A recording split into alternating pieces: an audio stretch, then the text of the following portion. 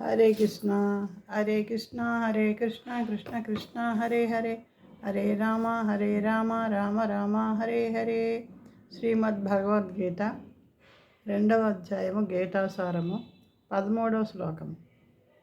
దేహినోస్మిన్ యథా దేహే కౌమారం యౌవనం జరా తథా దేహాంతర ప్రాప్తి ధీరస్త్రత్ర న ముహ్యతి.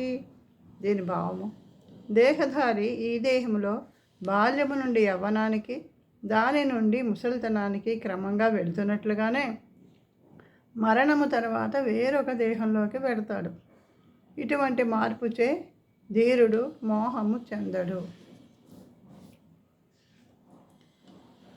మనము శరీరం కాదు ఆత్మ అని తెలుసుకున్నప్పుడు ఈ ఆత్మకి మరణం లేదని, ఈ శరీరము శిథిలమైపోయినప్పుడు ఈ శరీరాన్ని వదిలిపెట్టి ఆత్మ వేరే శరీరాన్ని తీసుకుంటుంది అని మనకి భగవద్గీత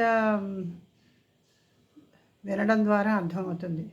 శ్రీకృష్ణుడు అర్జునుని మాధ్యమంగా చేసుకొని మనకందరికీ కూడా ఈ విజ్ఞానాన్ని అందించారు. ఎలాగైతే మనం ఈ బాల్యం నుండి అలా పుట్టిన వాళ్ళం ఎంత అలా ఉండిపోం కదా, అలా పెరుగుతూ ఉంటాం కదా.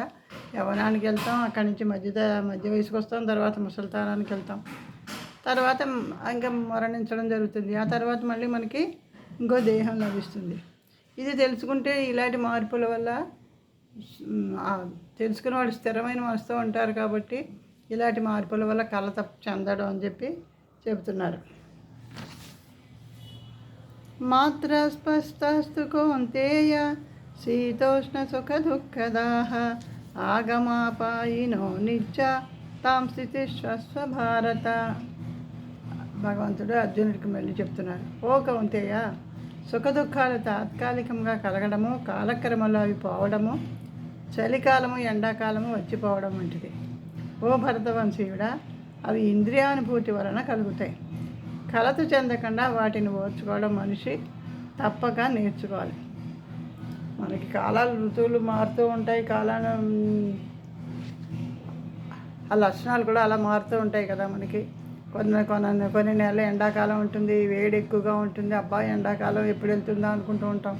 తర్వాత వర్షాకాలం వస్తుంది, అడుగు తీసి బయటకు పెట్టడానికి ఉండదు. అబ్బాయి ఈ వర్షాలు ఎప్పుడు తగ్గుతాయో అనుకుంటూ ఉంటాం. తర్వాత శీతాకాలం, అబ్బా చలి అనుకుంటాం. ప్రతి కాలం అలా వస్తూనే ఉంటుంది, వెళ్తూనే ఉంటుంది. దానికి మన శరీరం అలవాటు పడిపోతుంది. అలాగే కష్టం సుఖం కూడా వస్తూ ఉంటాయి, వెళ్తూ ఉంటాయి. దాన్ని మనం తీసుకోకూడదు. దాని గురించి బెంగెట్టేసుకోకూడదు. సుఖం వచ్చిందంటే అబ్బా అనుకుని సంతోషించేయడం, తర్వాత దుఃఖం వచ్చిందని నీకు దేలా పడిపోవడం. కొంతమంది ఆత్మహత్యలు కూడా చేసుకుంటూ ఉంటారు, ఈ కష్టాలని భరించలేరా బాబు అని. అలాంటి వాటిని ఓర్చుకోవడం నేర్చుకోవాలి అని చెప్పి భగవాన్ చెప్తున్నారు.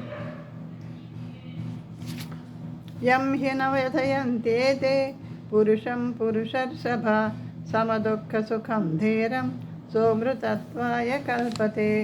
ఇది 15వ శ్లోకం. దీని భావము: మానవుల్లో శ్రేష్ఠుడా అర్జున, సుఖ దుఃఖాలచే కలత చెందక ఆ రెండిటిలోనూ స్థిరంగా ఉండేవాడు నిశ్చయంగా మోక్షానికి అర్హుడవుతాడు.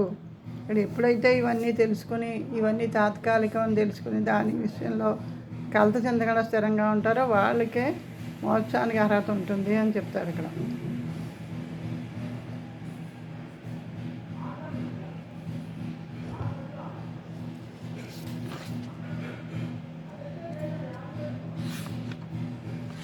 హరే కృష్ణ.